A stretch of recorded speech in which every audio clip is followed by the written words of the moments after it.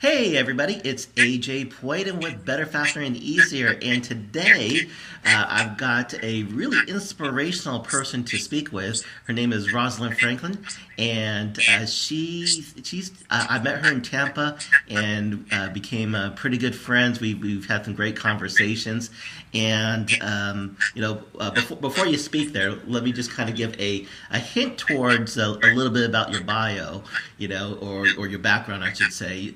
You're a cancer survivor, and you've I'm sure there's just tons of life lessons around that. I mean, the whole process of chemo and all those sort of things, and then later on in your life, you've had some health things, and you had some major weight loss in your life, a lot of stressful times, and you've learned to, and Rosalind's learned to conquer all that, and then as she's learned to conquer that, she's become a coach, as well as an author of an awesome book called The A List, and we'll talk about that a little bit later. And yet, today, as much as I would love to hear your story, because your story is like one of the best things about you, I'm going to encourage people to go to your website, and we'll give that site out a little bit later to find out your story, because I really want to pick your brain during the session, if that's all right with you, and find out these things. So in a nutshell, did I kind of, I know I probably totally downplayed it, but it's really absolutely amazing. Your perspective and in the way you share your story about about the cancer and the weight and those sort of things. But let's just start off with how you doing today, Roslyn. So how are you doing today? What's that? I didn't hear that. I said, how are you doing today? I am doing fantastic. Sorry, the sound was a little off there. I am doing fantastically, if that's a word. Fantastically. I just made that up. I like that word. So I kind of gave a kind of a nutshell background about you. Could you tell the audience, our friends out there, a little more about yourself?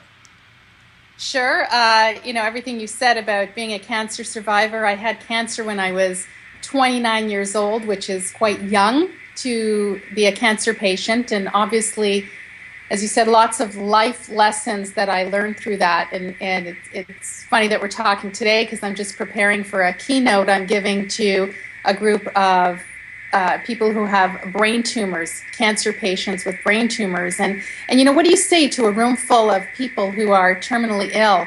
Mm-hmm. And what I'm sharing with them is my story of overcoming the cancer, but understanding that beating cancer or overcoming adversity, in my case, didn't happen when the cancer was gone or the treatments were over. It was really happened when I made the choice to live my life, and to not live a life in fear and stress, anxiety and worry, as so many of us do, but rather to say, you know what, I'm going to choose to live my life in hope and faith and courage and resiliency. And that's a lot of what has carried me through not just the cancer, but overcoming my food and weight issues, because that had a lot to do with how I was handling my emotions at the time. One of my big beliefs is that the way that you do anything is the way that you do everything. And so the reason why I like listening to in reading your book about your story is that where are the life lessons with overcoming the cancer or overcoming the weight, and that they really apply in many all areas of life. In your book you talk about your relationship with food, and that could very well be a business person's relationship with money. At the same time, it could be all those sort of things. Just a little story of why I probably have an ear to listening to your story, and I don't know why I'm sharing this. I just am. So growing up, my best friend, when I was like 4 years old, 5 years old, growing up, our family friends was Mikey. My family and his family were just like really close. He was the youngest boy with two older sisters. He's my age, and I'm the youngest boy with two older sisters, both Filipino families, growing up, next door neighbors and stuff like that. And ever since I can remember, or when I knew him back then, he would be, when we go to the library, he was always checking out medical books. He always wanted to look at anatomy books when he's in the second grade and stuff like that. And he says he wanted to be a brain surgeon, in the second grade. Well, anyways, later on when he was 14, 15, he had a tumor, big tumor on his brain. Wow. So what's the coincidence of that, right? Anyways, but he understood the process and everything. Unfortunately, he didn't survive. And he's my childhood friend, and so when I hear things like that, it kind of grabs my ear there, and yet what I do remember is the stories of how lively he was, during the process, to just kind of embrace life with that. So, Yeah. anyways, I just had to kind of throw that in and share that. Let me ask you this question here, because I love to make sure we always have a relevancy to the people listening. What kind of challenge, you travel a lot. You're in Canada, you're in Florida, you're about to be speaking in South Dakota. South Dakota, is that right? Yep. Yeah. And you've traveled a lot. What kind of challenges do you see a lot of people facing in their lives today? What are some more common ones you see? I would say one of the most common ones is stress. People are highly stressed. People are trying to do it all, be it all, have it all. And the stress and pressure that they're putting themselves under to achieve that is costing them big time in terms of their health, their relationships, and their overall sense of well-being and self-worth. And to me, stress is the root of so many problems that people have in terms of their health and well-being. So unless you learn to live a less stressful life by the choices you make, you're going to run into problems. Hmm. Yeah. The stress, again, leading to health, your finances, your relationship, just a quality of life all over, right? Yeah, and when I say stress, everybody, there's stress. Life can be stressful at times, there's no doubt. But as you may have read in my book, and what I talk about are more things that are related to what I call self-inflicted stress. Stress that we put on ourselves based on our attitudes and expectations and actions that we take. So there is a difference. I mean, obviously, if you've just been diagnosed with cancer or you just lost your job and things like that, well, of course, there's that initial gut reaction of fear and stress and, oh my God, what now?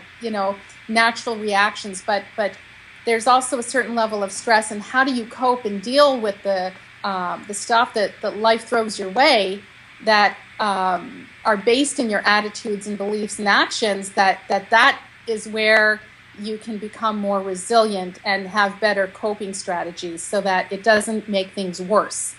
Hmm. Self-inflicted stress. That's a good thing to bring to people's awareness. Well, I mean, for one thing, that's one place that a person can learn to control, right? Absolutely. Yeah. And when they don't, it can again make a bad situation worse. So, what would you say is most people's, or what would you say the percentage of a person's stress is probably self-inflicted versus just kind of the circumstances of the world? A percentage, I would say most of it, most of it, because when we're stressed, a lot of it is because we're creating stories in our minds around the situations that we're in, and the worry and the fear factor of things that could happen, might happen in the future. So many times we put so much energy into worrying and being in fear that in the end, a lot of those things don't even happen the way we think they're going to happen. A great example that I think about is my mother, who fought cancer for many years, but she lived in such fear and worry at a certain time in her life was so worried, if something happens to your father, what am I going to do? Because my dad took care of all the finances and took care of everything.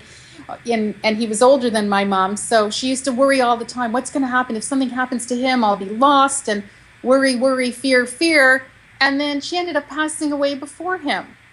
So, sadly, but to say that, all that time and energy that was in that mode it's a shame. It's too bad, because she could have spent that time and energy in without that fear and worry. So you really have a passion for teaching people to embrace the life they have right now. Embrace the life they have right now, and adopt the attitudes necessary to lighten up. That's my whole theme. When you go to my website, Lighten Up for Good. I even, lightenupforgood.com. You can go right there, and it's right there, because lighten up says it all. Lighten up, in my case, was the physical aspect, because I was putting on a lot of weight because of poor coping mechanisms with life and just loving food, I would say. And but lighten up has so much more meanings, right? Because lighten up the mental, emotional, and spiritual anguish that we put ourselves through, that we don't even realize we're doing sometimes. Of how do you take responsibility for your own state of mind, state of emotions? It's taking that responsibility and being accountable to yourself, and making the effort to make things better for yourself, make life more enjoyable. So your big message, for the people listening, would be, again, is that whole lighten up. I mean, the stress is just causing havoc in their life, making things worse, and let's lighten up. And so your book is called The A-List, and at first I thought it's like, what's the reason it was called The A-List? It sounded kind of academic to me, or something like that, because you got the apple on the cover of your book and those things. And then it was about healthy eating. It's like, okay, eating. Then I found out it was so much more once I understood actually what the A-List is all about. It's because you got 9 principles that all start with the letter A. It's like, okay. Right. But when I looked at these principles, it's like, those aren't principles just for weight loss. And when I've met you and I've been around other people, and we talk about and have seen your book, I see so many people talk about it or view it as a weight loss book or a health book. And it to me is so much more. The health side of it is just a portion of that. Could you tell us a little bit about your 9 principles, or what are they again? The A's. There's my 9 A's. Yes. So we've got A. First one is about ambition. Ambition. Right, you got to have ambition. We talk about attitudes. I have a whole bunch of different attitudes that cause self-inflicted stress. Attainability. So how do you set realistic and attainable goals? Right. Activity. I talk about activity, not just being exercise, but also downtime activity, the non-activity as an activity, that we have to sometimes schedule into our calendars. Keeping your activities in balance, right? Absolutely. So the activity part, the accountability, appreciation, assessment, and acceptance. And these are all words that start with the letter A, but they really are a process of change management. See, that my background is a lot in change management. How do we manage change? How do we change our habits? And the first thing, A for ambition, is about your desire for change. Because your desire for change has to be greater than your fear of change if you're going to have success long term. That is an absolute truth. And the attitudes, there's so many of them. When I talk about attitudes that cause self-inflicted stress, an attitude, one of the biggest ones I see is perfectionism. And that's just one of them, but perfectionism is a huge one. The pressure we put on ourselves to be perfect at everything we do.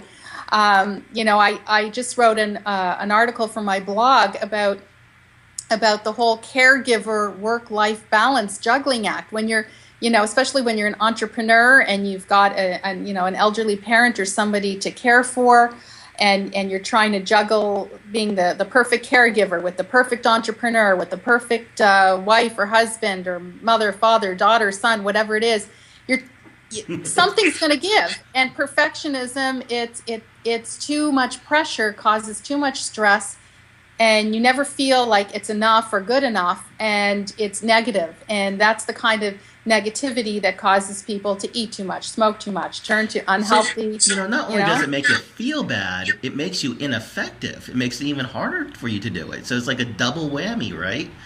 It is absolutely a double whammy. And so there's, a lot of attitudes like that. And then the last part is acceptance, because when you make a change in habits, whether it's your weight, whether it's your thinking habits, your if you're running a business and you got to put better habits in place. A lot of times I hear people complaining that I don't have enough discipline, to run my business. I mean, it does take a certain amount of discipline, or I'm not motivated enough, or whatever their challenge might be. You have to come to a point also where when you start putting those habits in place is accepting the new you, because sometimes the temptation to go back to your comfort zone, what you're comfortable with or what seems easier, it's not going to work out for you in the long run. So being able to say, okay, I'm here, I've arrived, or people who are all of a sudden find themselves achieving the success they've been dreaming of so long, but now it's like I don't know how to be a successful person. I know how to be that struggling person. So then they do something to sabotage themselves just so they could be in struggling mode again. And it seems so counterintuitive, but I see it all the time with the people I'm coaching and speaking. It's amazing how many people I find could actually, I remember, as a teenager, that's when I kind of got involved in, the whole mind technology and personal development, and I remember what this felt like, and today I tell people, and it, behind doors, they admit to strongly relating to the idea of, I'm depressed and I'm not even sure what a happy life would look like. I can't even imagine myself happy, and so if I was to be happy, this must not be me, or if I've always struggled and they can't imagine not struggling, and so the moment they get a little bit of relief, they say, this isn't me. They don't accept it. It's not, they're not accepting their success, and so they go again, as you said, back to their struggle, and so kind of like accepting your greatness, right? Accepting your greatness, and I just want to comment on something you said earlier. Hold on a second there. Got a little bit of feedback going there. All right, we're back. We just got a little bit of feedback, so we're kind of re-editing in, and so where were you gonna? Well, I was going to comment on something you said earlier about my book. And originally when I wrote it, it was in the realm of my overcoming my food and weight issues. And what started happening is I got so much feedback from people who read the book or people I was coaching around, food and weight issues. And they said, Roslyn, I'm learning so much more from you and from the book than just about a number on the scale or the size of my clothes. This is life lessons, So it was written in one context, but when you read it, it's being able to transfer to any area of your life. And I thought it's so true. And it applies to everything. So that whole, it says healthy eating and positive living. The positive living piece of that is what is so central to it, because we hear about positive attitude and things like that, but it's a mindset and it's an attitude that some people, I think, come to it a little more easily than others, but the ones who maybe don't come to it as easily have to come to a point where they believe that change is possible. Mm-hmm. And believe that they have the ability to make changes to their ways of thinking. And being able to open your mind to that is what's key. Yeah, I agree with you completely. So I wanted, before we get it, I'm going to have to sign off here. But before we do, how can people get a hold of you? And by the way, everybody, her book is called The A List. It's available on your website, right? Or is it available on Amazon It's available. The hardcover book, the paperback book is available through my website or through Amazon. Okay. As an ebook or as an audio book, it's only available through my website. Audiobook. I love audiobooks. Yes. Hey, Yes. you got cover of it? Cool. What's your What's website? that? Tell everyone your website, and Yeah. I'll put some links down below for it. Sure. I'll give you the easier version of my website. Is just if you just go to the alistbook.com. The alistbook.com. So A-list book, you got to put the word book in there. The alistbook.com, because to spell you my name, my other domain name is roslynfranken.com, not Franklin, which most people put. So so it's the alistbook.com is just easier. Okay, excellent. Easier. I'll put both those links down below because I really want people to go check that out. And if you Just are make sure you spell the name right. ROSLYNFRANKEN.com. perfect.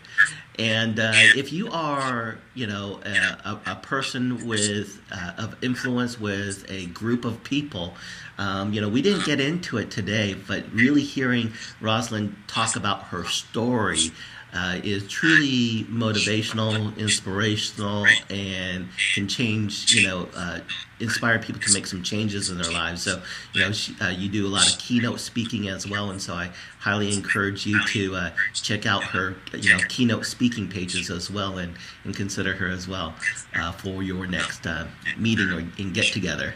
All right, everybody. Hey, it was a pleasure talking with you, Roslyn, and Thank you so much. And we'll talk to everybody later on. All right, take care, everybody. Bye. Bye.